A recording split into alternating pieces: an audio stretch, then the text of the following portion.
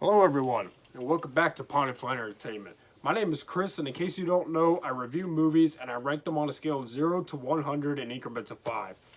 So I wasn't planning to do this review. I didn't get a chance to see this movie last year, but I was with my girlfriend tonight, and she wanted to rent this, so I rented it for her, and we watched it. And so now I have no excuse not to review it. So this was not planned at all. This is a very last minute review, and I'm going to upload this.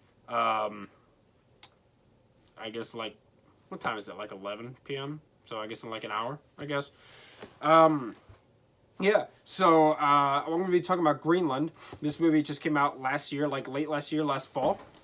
And it stars Gerard Butler, Morena Baccarin, and Roger Dale Floyd. It was directed by Rick Roman Wag.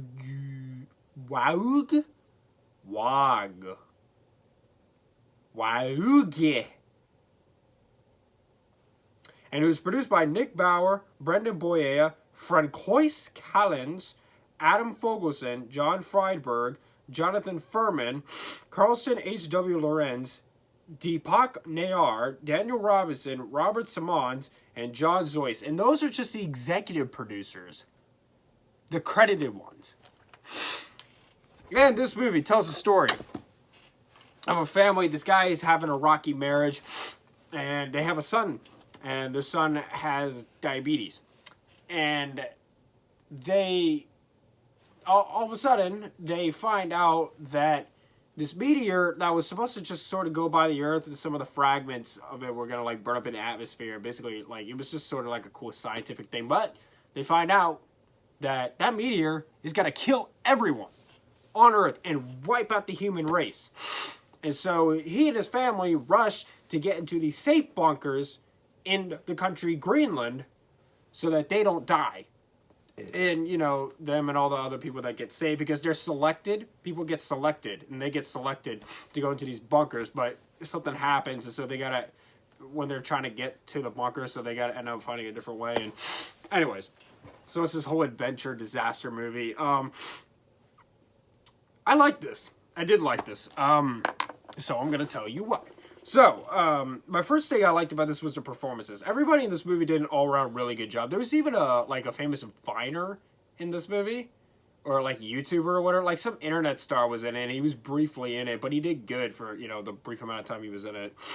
The build-up is very good. This is a very suspenseful movie. As the movie continues to build up to disaster coming, you feel the tension heighten and heighten and heighten. And all they're really doing is just like watching like them talking about how it's just going to pass through the Earth on the news, but you know that's not going to happen. And even he just goes to the grocery store, and he's like looking up in the sky, and they can sort of see it. But you know that, like, even though they don't know it, you know that something's going to happen. And so it builds it up for you, even though not really much is happening, which is really good writing. It establishes the relationships between the characters quickly and efficiently. It doesn't waste too much time, and it sets them up well. It's a very character-driven movie as well. This movie doesn't focus a whole lot on the disaster. It really focuses on our characters, and it doesn't have like subplots either. It's focused solely on our family of three. They are who the movie is focused on. It doesn't like cut to like, you know, military generals and stuff trying to like deal with everything. No, like they are our three characters, and it focuses on them. It doesn't constantly show people like being victims of this. You know what I mean? And if it does show it to you, it's usually on the news, or it shows you people who are like victims of it that are right next to them. So the movie stays with our family. Even when our family gets separated, which they all get separated numerous times, it focuses on them, and I really like that. And there's also this one scene in the movie where this healthcare worker helps the mother get this medicine that she needs for her son, because her son needs insulin.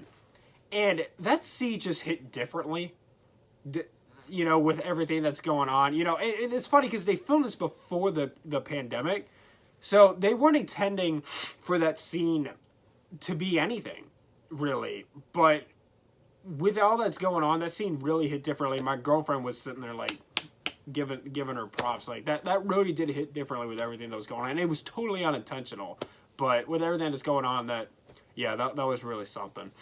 I do have some cons with this. This is not a perfect movie. I didn't even particularly love this. There's this one part where this dude does something bad to the family because he has this plan to get to the bunker, and it just doesn't make any sense. He's trying to, like, they have these wristbands that, like, are supposed to, like, certify that, like, they were picked to go to the bunkers, but he only takes one, and for whatever reason, he takes the kid instead of just giving it to his wife, and it makes no sense at all, and of course it doesn't work. Spoiler alert, but I'm sure you've already seen the movie by now. Minor spoiler, but yeah, plan doesn't really make any sense. There's some small plot holes in this that I noticed, and they're so small that, like, I don't even remember what they were anymore. I just noticed them when I was watching the film. And this movie has no surprises at all. This movie has no surprises at all whatsoever. The ending of this movie is exactly what you think it is. Like, I'm going to spoil the ending for you, because it's exactly what you think it is. Look, how do you think a movie about the end of the world is going to end? With the end of the world? Did you guess the end of the world? The end of civilization as we know it? Did you guess that? Well, you're right. That's exactly what happened. That's exactly what happened. This movie has no surprises or twists or any kind whatsoever. It's exactly what it sets it up to be, which was kind of disappointing, but I mean, it was never going to be a masterpiece. But anyways, it was pretty good. I enjoyed it. And I'm going to give Greenland a 75 out of 100. Yeah, it was pretty good. I enjoyed it. More than I thought I would. I liked it. It was definitely better than some other disaster movies, that's for sure. But it will never be better than the greatest disaster movie of all time, Armageddon. I don't care what you say.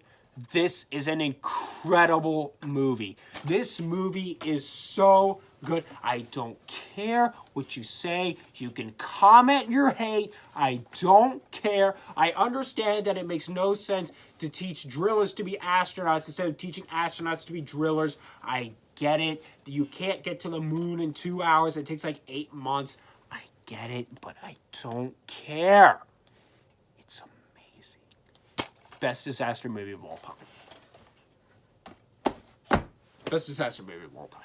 Anyways, thank you so much for watching. Subscribe to Pod Player Entertainment for more, and hit the like button. Leave me a review, suggestions down in the comments down below. Follow me on Instagram at Pod Player Entertainment for channel updates. And my Valentine's Day special will be coming tomorrow, where I will be reviewing Gone with the Wind. So if you want to be notified when I upload that, you can hit the notification bell. But I never ask people to do that. But I'm just saying, if you want to do it, you can. Well, yeah, thank you for watching, and much love.